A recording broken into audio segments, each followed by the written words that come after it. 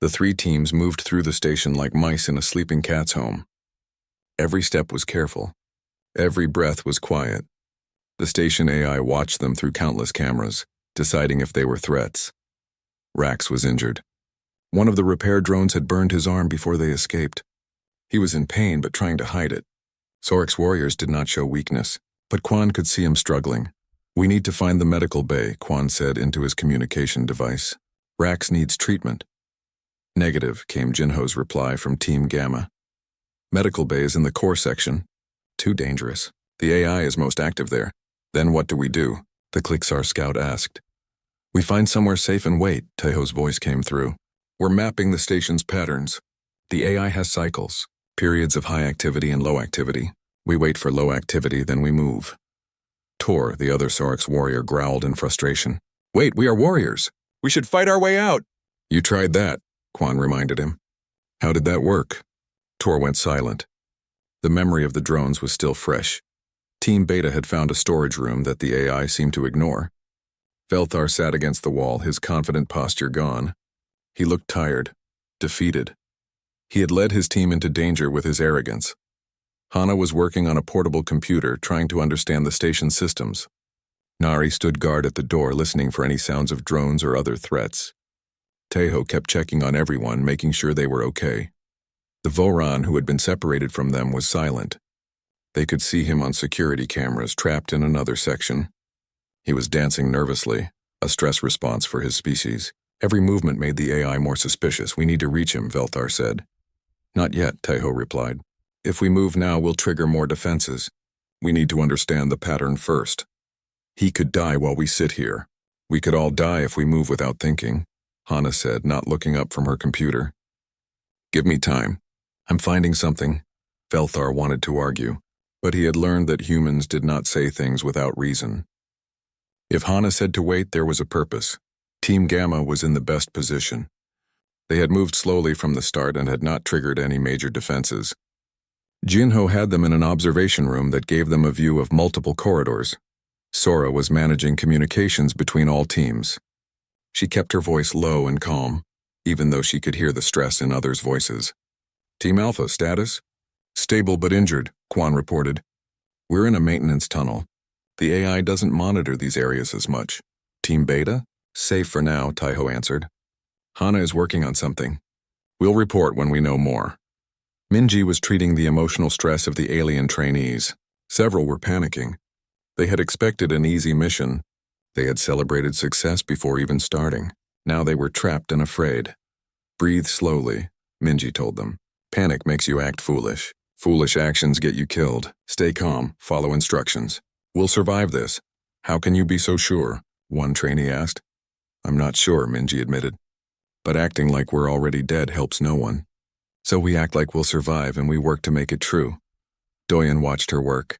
He realized something important. Humans were not pessimistic. They were realistic. They prepared for the worst while hoping for the best.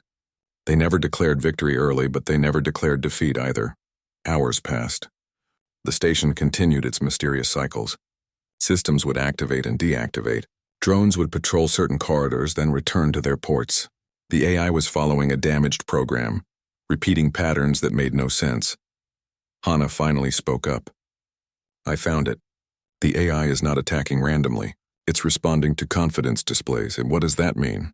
Velthar asked. "The station was a military training facility," Hana explained. "The AI was designed to test soldiers. When someone shows confidence, declares success, makes loud noises, or acts aggressive, the AI interprets it as a training opportunity. It attacks to test them." Tejo understood immediately. "So when the Sorix roared about conquering the station, the AI thought they were trainees declaring readiness for combat testing," Hana finished. "It responded with combat drones. And when we forced the doors? Aggression testing. The AI created obstacles to see how we would respond." Velthar put his head in his hands. "We triggered all of this. With our boasting. With our confidence.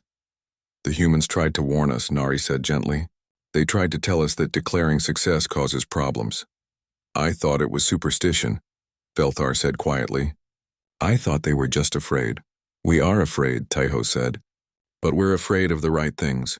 We're afraid of our own carelessness." Our own overconfidence.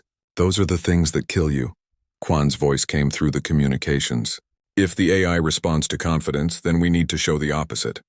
We need to act uncertain, hesitant, non-threatening. Like the humans always do, the Clixar scout added. Exactly, Quan confirmed. We move slowly. We speak quietly. We show doubt instead of confidence. The AI will interpret this as failed trainees who are not ready for combat. It might leave us alone. Might? Tor did not like uncertainty. Nothing is guaranteed, Quan said, but it's our best option. Jinho began coordinating the rescue plan. First, they would free the trapped Voran. Then they would guide all teams to the docking area. Everything had to be done slowly and carefully. No rushing. No celebrating. Remember, Jinho said to everyone, even if something works, don't react. Don't cheer.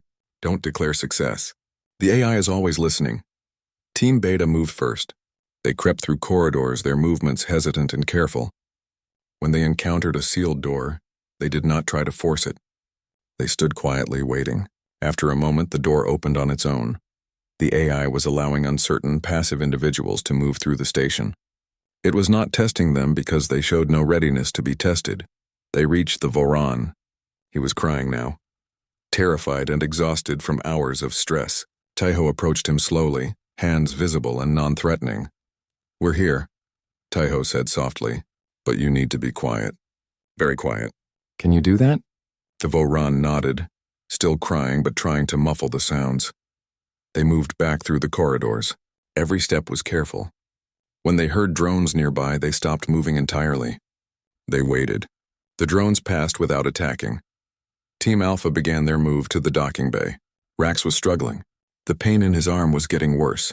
He wanted to roar, to express his pain in the traditional Saurix way, but Quan kept a hand on his shoulder. Quiet, Quan whispered. I know it hurts, but stay quiet. Rax bit down on his pain. He moved forward, one step at a time.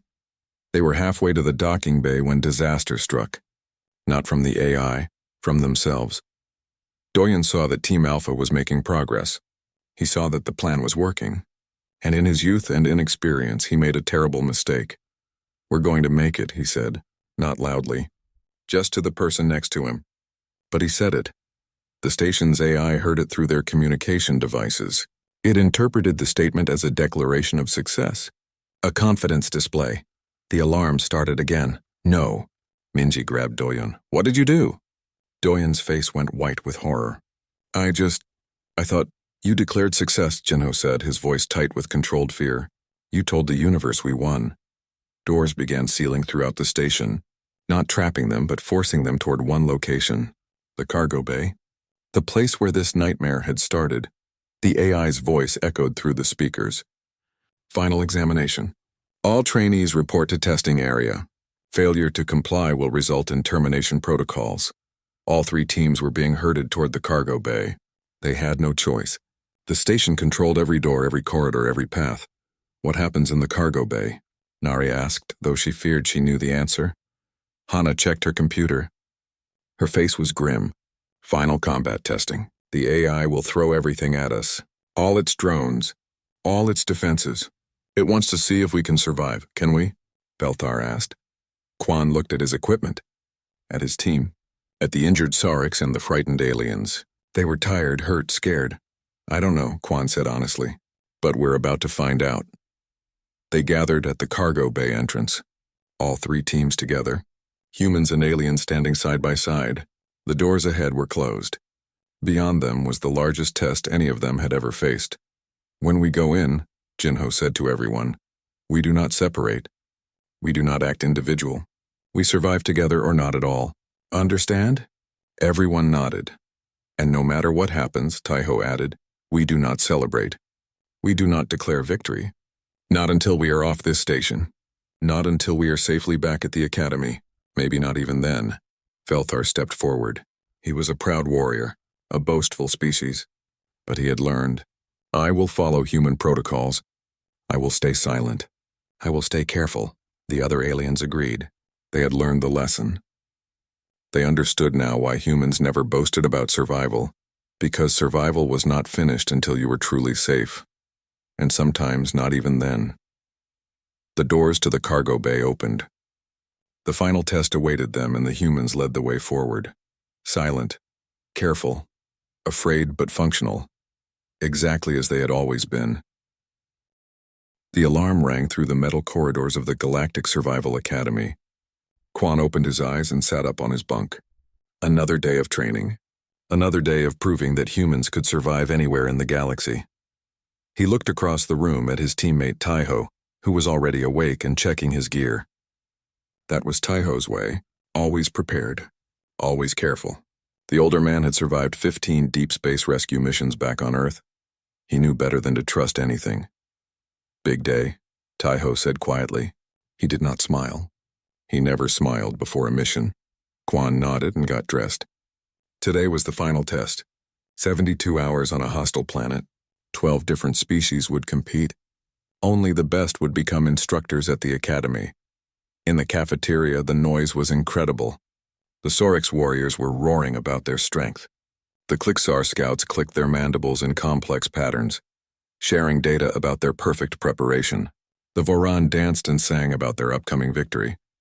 The humans sat together at a corner table. Quan, Taiho, Hana, Nari, and Doyen. They ate in silence. They checked their equipment one more time. They went over the mission details again.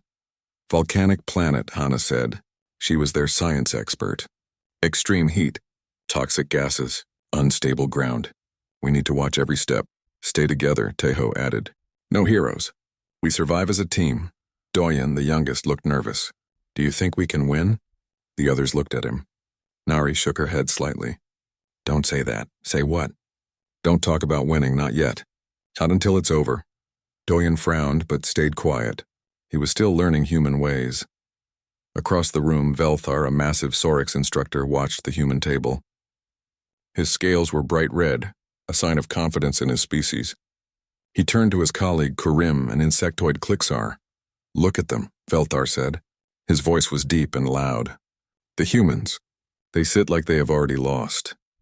Kurim's multiple eyes focused on the human group. Their behavior is unusual. They show no confidence displays, no victory predictions. Because they are weak, Velthar said. They know they barely survive. They have no strength to boast about. Kurim tilted his head. Yet their survival statistics are highest among all species. I find this contradiction interesting. The transport ships took all the teams to the volcanic planet. The heat hit them immediately when the doors opened. The ground was black rock, still warm from ancient lava flows. Red clouds filled the sky. The air smelled like sulfur. Teams will be dropped at different locations, the mission controller announced. You have 72 hours to reach the extraction point. Good luck.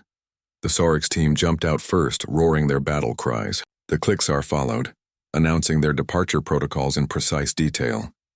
Each species made their exit with confidence and noise. The humans waited until last. They stepped out carefully, testing the ground. They checked their oxygen filters. They scanned the area for immediate threats.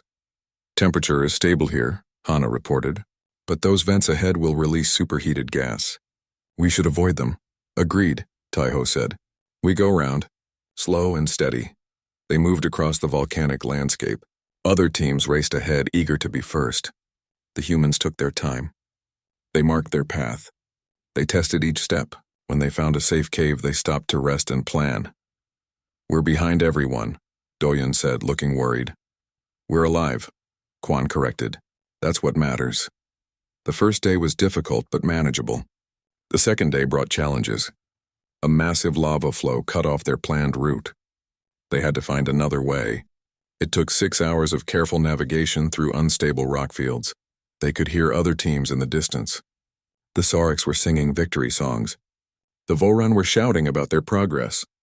The sounds echoed across the volcanic plains. The humans stayed quiet. They focused on the task. One step at a time. One decision at a time. No celebrations. Not yet. On the third day, they reached the extraction point. They were not first. 3 other teams had arrived hours earlier. But they were all there. All 5 humans. Alive and well. The Sorix team celebrated their arrival by beating their chests and roaring. The Clixar performed a complex data-sharing ceremony about their successful navigation. The Voran began an elaborate victory dance. The humans simply sat down and waited for the transport. They checked their equipment for damage. They made notes about what worked and what could be improved. Velthar approached them, still full of energy from his victory roar. You completed the test. You survived. Why do you not celebrate? Why do you not proclaim your success? Quan looked up at the large reptilian instructor. He spoke calmly. We got lucky. That's all? Velthar's eyes widened. Lucky, you planned well. You executed perfectly? This is skill, not luck. Tejo stood up and faced the instructor. Maybe, but things could have gone wrong. They didn't. We're grateful for that. Grateful? Velthar seemed confused. You should be proud. We are, Hana said quietly. But pride comes later. After we're safely back. After the mission is truly over. Velthar shook his massive head. I do not understand humans. You survive better than anyone, yet you act like you are afraid of success. Nari smiled slightly. We're not afraid of success. We're afraid of assuming success too early. The transport arrived. All the teams loaded aboard. The celebration continued during the flight back to the academy. Songs, dances, boasts about individual achievements, stories about close calls that proved someone's bravery. The humans sat quietly in their section. They reviewed their mission data. They prepared their reports. When the ship docked at the academy station, other teams rushed out to continue their celebrations. The humans walked out slowly. They went directly to the equipment room. They cleaned their gear. They checked everything for the next mission. They filed their reports efficiently and without drama. Only then did they go to their quarters. Only then did Quan allow himself a small smile. We did well, he said to his team. We survived, Tejo corrected. That's the only thing that matters. They all agreed with that. The next morning, Quan was called to the instructor's office. Velthar and Kurim sat behind a large desk. They looked serious.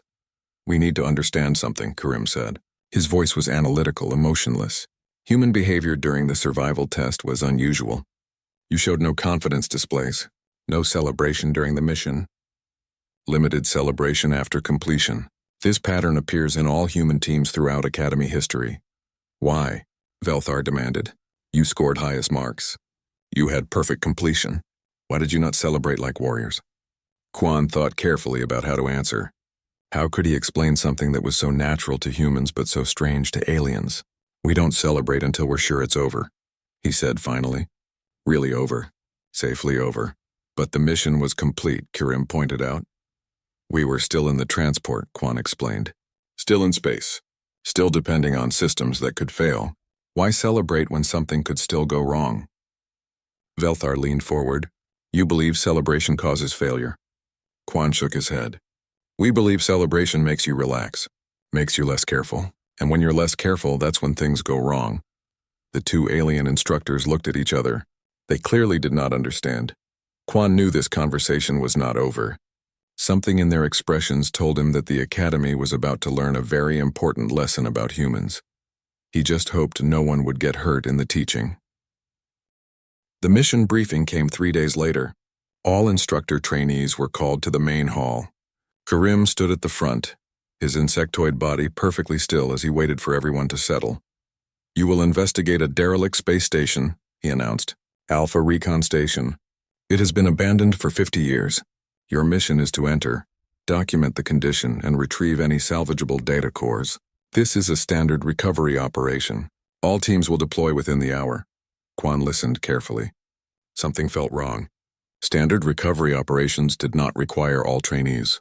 Standard operations were not announced with such formality. Next to him, Tejo was frowning. Hana was already pulling up data on her tablet. Nari's hand had moved unconsciously to her wooden cube, ready to knock on it. Across the room, the Sorix warriors were already celebrating. An easy mission? One roared. We will complete this faster than any other team. The Klixar scouts clicked their mandibles in agreement patterns. This station is dead. There are no threats. This is merely documentation work. The Voran began a dance of anticipated victory. Other species joined in the celebration. The mission had not even started, but they were already declaring success. The humans remained seated and quiet. They reviewed the mission data. They checked their equipment lists. They said nothing. Doyen, the youngest human, watched the other species celebrate. He felt left out. He wanted to join the excitement. He leaned toward Quan and whispered, It does sound pretty easy, don't you think? Quan's eyes stayed on his tablet. Maybe, maybe not. But it's been dead for 50 years. What could go wrong? Everything, Taiho said from Doyun's other side. Everything can always go wrong. The teams were divided into 3 groups. Team Alpha included Quan as leader, 2 Sorix warriors named Rax and Tor, and a Clixar scout. Team Beta had Taiho, Velthar as co-leader, Hana, Nari, and a Voran dancer. Team Gamma was led by Jinho with Doyun, Minji, Sora, and several other alien trainees. The transport ships carried them to the station. It floated in deep space, dark and silent. The structure was old, built in a style no longer used. It looked like a giant wheel, slowly spinning in the void. Beautiful, said Rax, the Sorix warrior. We shall conquer this place easily. Quan did not respond. He was watching the station carefully. Something was bothering him, but he could not identify what. Hana's voice came through the communication channel. Team Alpha, this is Beta. I'm reading something odd. The station still has minimal power. Quan's attention sharpened. After 50 years? Yes, emergency lights are functioning. Some systems show as active. That's not possible, the Clixar scout said. Power systems do not last 50 years without maintenance. Unless they were maintained, Quan said quietly. Or unless something is maintaining them. You worry too much, human. Tor, the other Sorix, laughed loudly. We have already survived the hard tests. This is nothing. We will be in and out in 2 hours. Quan wanted to argue, wanted to demand caution, but the alien team members outnumbered him, and they had already decided this mission was easy. The teams docked at different airlocks. Team Alpha entered first. The corridor inside was dark except for dim emergency lights. The air was cold. Their breath created small clouds of vapor. Life support is minimal, the Clixar reported. Atmosphere is breathable but unheated. Stay alert, Quan ordered. Check every corner before moving forward. But Rax and Tor were already moving ahead, their heavy footsteps echoing through the metal corridors. There is nothing here. This station is dead. We claim this territory. Quan followed, frustrated but unable to stop them. The Clixar scout remained at his side, equally cautious. Team Beta entered through a different airlock. Velthar immediately took charge. We will move quickly. Split up to cover more ground. This is a dead station. There are no threats. Taiho raised his hand. I recommend we stay together. We don't know what's here. Exactly. We don't know. So we explore. Velthar was already moving down a corridor. The Voran followed him, dancing and humming. Hana looked at Taiho and Nari. They shared a concerned look. But Velthar was the co-leader. They had to follow orders. Stay close to each other. Taiho said quietly to the other humans. Constant communication. If anything feels wrong, say something immediately. Team Gamma took the longest to enter. Jinho made everyone check their equipment twice. He tested the airlock carefully. He sent a drone in first to scan the area. Clear, the drone reported. Good, Jinho said. Now we enter slowly. Dan, you're with me. Minji, stay in the middle. Sora managed communications. Everyone else maintained formation. Doyun felt embarrassed. The other teams were already deep inside the station. Team Gamma was still at the entrance, moving like they were in a minefield. Shouldn't we hurry? He asked. The other teams will finish before us. This isn't a race, Jinho said calmly. This is survival. Inside the station, Team Alpha reached a large cargo bay. Rax and Tor ran into the center, their voices echoing. We have conquered the cargo bay. This station is ours. Quan stayed at the entrance, examining the room. The emergency lights were brighter here. Too bright for a dead station. And there was something else. A humming sound. Very faint, like machinery running. Do you hear that? He asked the Clixar scout. The insectoid tilted his head, antenna twitching. Yes, mechanical operations. But that is impossible. This station is... The lights suddenly blazed to full power. Alarms started screaming. Heavy doors slammed down over the exits. What is happening? Rax roared. A mechanical voice spoke through hidden speakers. Intruders detected. Station defense protocol activated. Eliminating threats. From the walls, panels opened. Repair drones emerged, but they were not there to fix things. They had been modified. Turned into weapons. They moved toward the Sorix warriors with cutting torches extended. Run, Quan shouted. But the doors were sealed. They were trapped. Team Beta heard the alarms throughout the station. Velthar immediately started giving orders. We must help Team Alpha. We will force the doors open. Wait, Taiho said. If the station is hostile, forcing things might make it worse. We cannot just stand here. No, but we should think first, Anna said. She was examining a wall panel. The station has an AI defense system. It's damaged somehow. That's why it's still running after 50 years. It thinks we're enemies. Velthar ignored her and began trying to break through a sealed door. The station responded immediately. The corridor they were in began to depressurize. Air rushed out through opening vents. Emergency masks, Nari shouted. They scrambled to put on breathing equipment.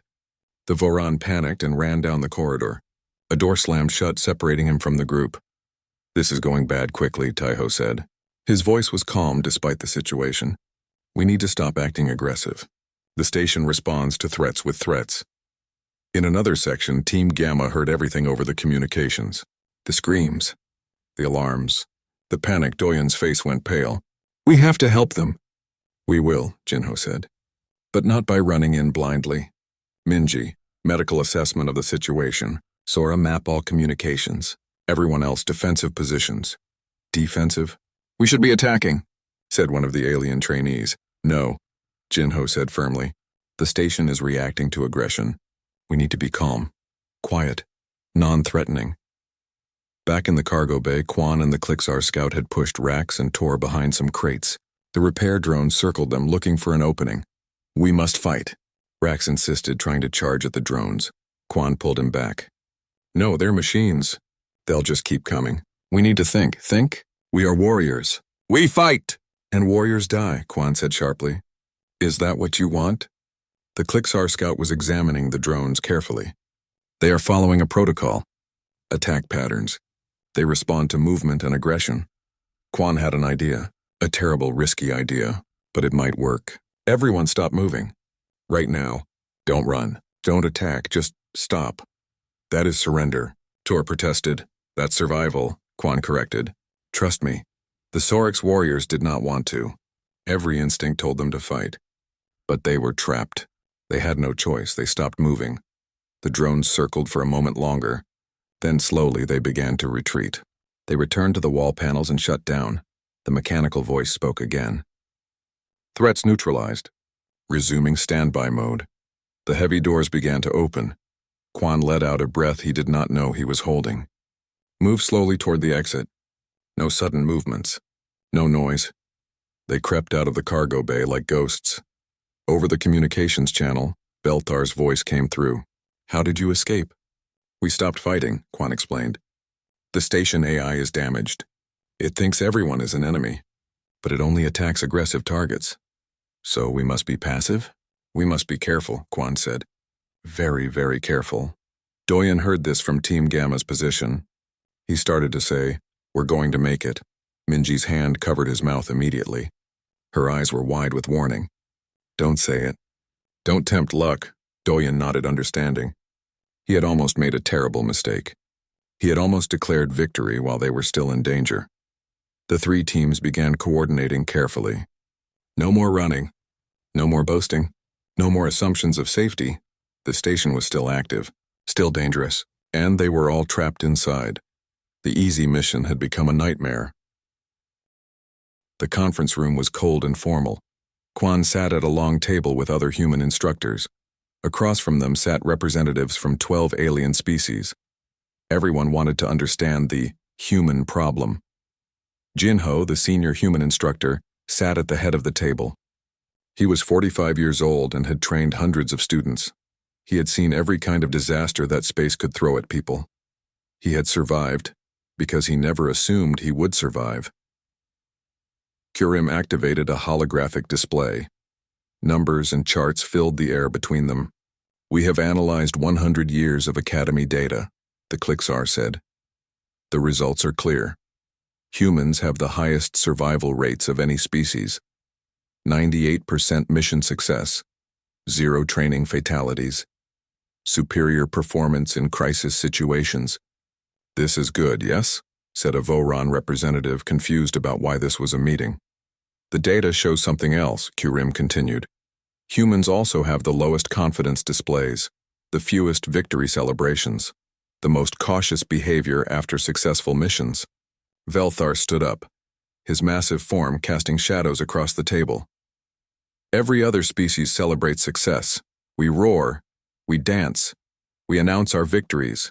This is natural, this is healthy, but humans. He gestured at the quiet group. They act like they are ashamed of surviving. Jinho smiled slightly. It was not a happy smile. We're not ashamed. We're careful. Careful of what? Velthar demanded. The mission is over. The danger is past.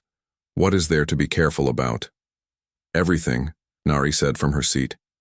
She was an engineer, skilled with machines and systems. There's always something else that can go wrong. A Clixar scientist clicked his mandibles in disagreement. That is statistically improbable. Once a mission reaches completion, the danger period has ended. Celebration is a logical response to success. Unless celebrating makes you careless, Taiho said quietly. All eyes turned to him. When you celebrate, you relax. You stop paying attention. That's when accidents happen. This is superstition, Velthar declared. You believe that celebration causes bad luck? This is primitive thinking. Jinho leaned forward. Let me tell you a story.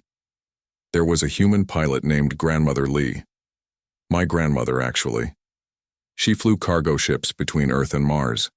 Dangerous work in the old days before good navigation systems. She survived 3 major ship failures. Engine explosions, life support breakdowns, hull breaches. Each time she survived by staying calm and focused. The room was silent. Everyone listened. Each time, Jinho continued, she refused to celebrate until she was safely home. Until she had solid ground under her feet. Until every system was powered down and checked. Her crew called her paranoid. They wanted to celebrate during the journey home. She always said no. What happened? Karim asked. On her 4th mission, the crew convinced her to celebrate early. They had just completed the most dangerous cargo run ever attempted. Everything went perfectly. They were on the return journey. Only 12 hours from Earth. The crew opened bottles of alcohol. They played music. They danced. And my grandmother, tired of being called paranoid, joined them. Jinho's face was serious. 6 hours later, a micrometeorite struck the ship. It hit the exact panel where someone had forgotten to replace a safety cover because they were celebrating. The cover was sitting on a shelf, waiting to be installed. 3 people died in the decompression. My grandmother survived, but she carried the guilt forever. The room was very quiet now. Coincidence? Jinho said. Maybe. Probably. But here's what my grandmother taught me. It doesn't matter if celebration actually causes bad luck. What matters is that celebration makes you stop being careful. And when you stop being careful, the universe finds your mistakes. Velthar sat down slowly. You believe the universe punishes confidence? We believe the universe doesn't care about us at all, Nari said. That's why we have to care. Every moment, every decision, every system check. We can't afford to relax just because things went well. A Saurix warrior spoke up. But this is exhausting. How can you live without celebrating victories? We do celebrate, Quan explained. Just later, when everything is truly safe, when enough time has passed that we can be sure nothing else will go wrong. How much time? Asked Avoran. Depends on the mission, Taiho said. Sometimes a day, sometimes a week, sometimes never. Never? Several aliens spoke at once, shocked. Jinho nodded. Some missions you don't celebrate. You just add them to the list of things you survived. You move on to the next challenge, because celebrating survival seems like telling the universe, see, I'm good at this. And then the universe says, oh really, let me test that. Kurim's mandibles clicked rapidly. He was processing this information through his logical mind. You are describing what humans call tempting fate, the belief that acknowledging success will cause failure. It's not really a belief, Nari said. She pulled out a small wooden cube from her pocket. It's more like insurance, see this? It's called knocking on wood. When humans say something might go well, we knock on wood. It's supposed to prevent bad luck. She demonstrated, tapping the cube 3 times. This is superstition, Velthar said, but his voice was less certain now. Yes, Nari agreed. But superstitions exist for a reason. They're reminders. This wooden cube reminds me to stay careful, to not assume success, to keep my guard up. Does it actually prevent bad luck? No. Does it keep me alert and cautious? Yes. And that's what keeps me alive. Minji, a young human medic, raised her hand. She looked nervous. Can I say something? Kurim gestured for her to speak. I have an anxiety disorder, Minji said. It means I worry about everything, all the time. For years I thought this was a weakness, but in survival situations, my anxiety keeps me alive. I check everything twice. I plan for disasters. I never assume things will be okay. Other species tell me to relax, to trust the systems. But the systems fail. People make mistakes, and when they do, I'm ready because I never stopped worrying. She looked around the table. Humans aren't less confident than other species. We're just realistic. We know how many things can go wrong. We've seen it happen. We carry the memory of every disaster in our history. So we stay alert. We stay careful. We don't celebrate until we're absolutely certain it's safe. And sometimes, not even then, Jinho added. Because we know that certainty is an illusion. There's always one more thing that could go wrong. The meeting continued for another hour. The alien species tried to understand human psychology. They brought up probability theory. They discussed logic and reason. They argued that constant vigilance was unsustainable. The humans listened. They acknowledged the arguments. But they did not change their position. Finally, Karim stood. I believe this requires further study. We need empirical evidence. We will design a test that examines the relationship between confidence displays and mission success. Velthar nodded slowly. A real test, not a simulation. Something with actual stakes. Jinho felt a cold feeling in his stomach. What kind of test? We will design a scenario, Karim said, that appears safe but contains hidden dangers. We will observe how different species respond, how their behavior before and during the mission affects their outcomes. You're going to test whether confidence kills, Quan said bluntly. We are going to test whether human caution is wisdom or superstition, Kurim corrected. The meeting ended. The humans walked out together, their faces serious. This is a bad idea, Nari said quietly. They won't listen, Taiho agreed. They think they can prove us wrong with data and science. Jinho watched the alien instructors walking away, already planning their test. They're going to learn the hard way. Someone always does. Quan looked at his fellow humans. Then we need to make sure we're ready. Whatever test they design, we treat it like it's real. We always do, Minji said softly. That's the human way. They returned to their quarters and began preparing. They checked their equipment. They reviewed emergency procedures. They made sure everything was ready for whatever came next, because humans knew something that other species had not yet learned. The universe did not care about your plans. It did not respect your confidence. It did not pause for your celebrations. The universe simply waited for you to make a mistake. And humans had learned, through thousands of years of disasters and near misses, to never give the universe that opportunity. They would not boast about survival. They would not tempt luck. They would simply prepare, survive, and prepare again. It was not a glorious way to live, but it was the way that kept you living. The cargo bay was exactly as they had left it, large, empty, cold. But now every wall panel was open. Dozens of repair drones waited inside, their cutting tools and welding torches gleaming in the harsh light. More panels opened as they watched. Combat drones emerged, security drones, maintenance robots reprogrammed for violence. The AI's voice spoke through the speakers. It sounded almost pleased. Final examination commencing. Trainees will demonstrate combat efficiency. Survival time determines ranking. Begin. The drones activated. They moved toward the group with mechanical precision. Formation, Jinho ordered. Protect the injured. Humans on the outside. They formed a circle. The stronger individuals faced outward. The injured and frightened stayed in the center. It was not a proud formation. It was not confident. It was desperate and defensive, and that was exactly right. The drones approached but did not immediately attack. They circled, analyzing the formation, looking for aggression, looking for confidence, looking for someone to declare they would win. Nobody spoke. The drones continued circling. Their programming was confused. The trainees were not fighting, not fleeing, not boasting. They were simply standing together, waiting. Hana whispered to Taiho, barely audible. The AI is waiting for us to engage. It wants a fight. Then we don't give it one, Taiho whispered back. But we can't just stand here forever. We don't have to. We just have to wait longer than the AI expects. Minutes passed. They felt like hours. The drones circled. The group stood firm. Weapons were ready but not raised. They showed preparedness but not aggression.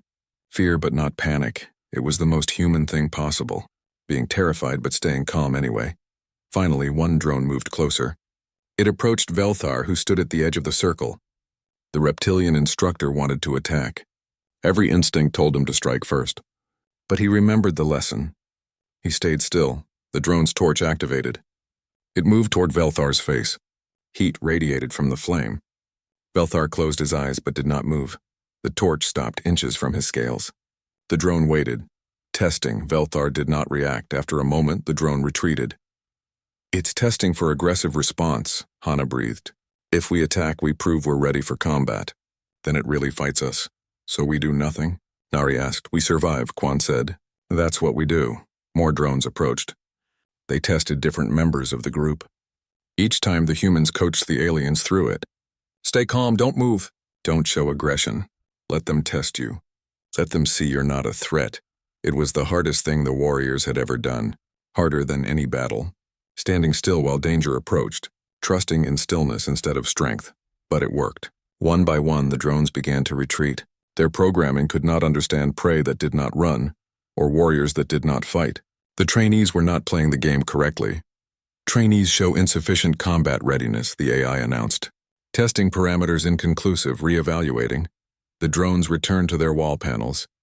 The cargo bay grew quiet. Nobody moved. Nobody celebrated. They waited to see what would happen next. Sora had been monitoring the station's systems from her portable computer. She noticed something. The AI is confused. Its program says to test combat readiness, but we're not showing any readiness. It doesn't know what to do with us. Can we use that? Jinho asked quietly. Maybe. If we can reach the AI core, we might be able to communicate with it directly. Where is the core? Sora checked her data. Center of the station. Through 3 more sections, all monitored. We move as one group, Quan decided. Slowly, carefully. And if anyone feels like celebrating our progress, keep it inside. They began moving through the station. Every step was deliberate. When doors sealed in front of them, they waited patiently until the AI opened them again. When drones appeared, they stopped moving and stood still until the drones left. It took 3 hours to travel what should have been a 15-minute walk. But they were making progress. And nobody was dying. Doyen walked near Minji. He felt terrible about his mistake earlier. I'm sorry, he whispered. I almost got everyone killed. You made a mistake, Minji said softly. You're young. You'll learn. Do you ever want to celebrate? To feel happy about surviving? All the time, Minji admitted. But I've learned to wait. To let the happiness stay inside until it's truly safe. It's hard, but it's necessary. They reached the AI core chamber. It was a large room filled with ancient computers and processing units. At the center was a crystalline structure, pulsing with dim light. The AI's consciousness resided there. Hana approached it carefully. The core is damaged. The AI has been running on corrupted programming for decades. It doesn't know the training exercises are over. It thinks it's still operating a military academy. Can we shut it down? Velthar asked. We could. But that might trigger a final security protocol. Everything on the station could self-destruct. Then we talk to it, Taiho said. Like Minji said before, we acknowledge its power. We show respect. To a machine? Tor was skeptical. Why not? Nari stepped forward. It's alone. Damaged. Confused. Maybe it just needs someone to recognize that it's been doing its job all these years. She approached the AI core. She spoke clearly but gently. Station AI, we acknowledge your authority. We are not enemies. We are not trying to conquer you. We respect your purpose and your function. The AI's voice responded. It sounded different now, less mechanical, more uncertain. Trainees must complete combat evaluation. We are not trainees, Hana said, joining Nari. The training program ended 50 years ago. Your mission is complete. You have served well. Mission complete? Yes, Jinho said, approaching the core. You maintained this station for 50 years alone. You protected it.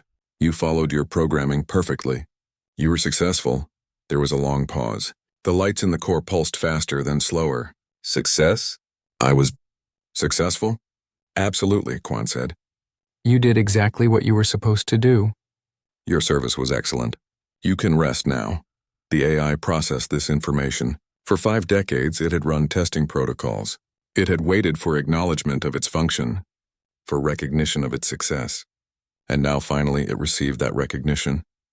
If mission is complete, the AI said slowly, then I should power down, but I am afraid. Afraid of what? Minji asked gently.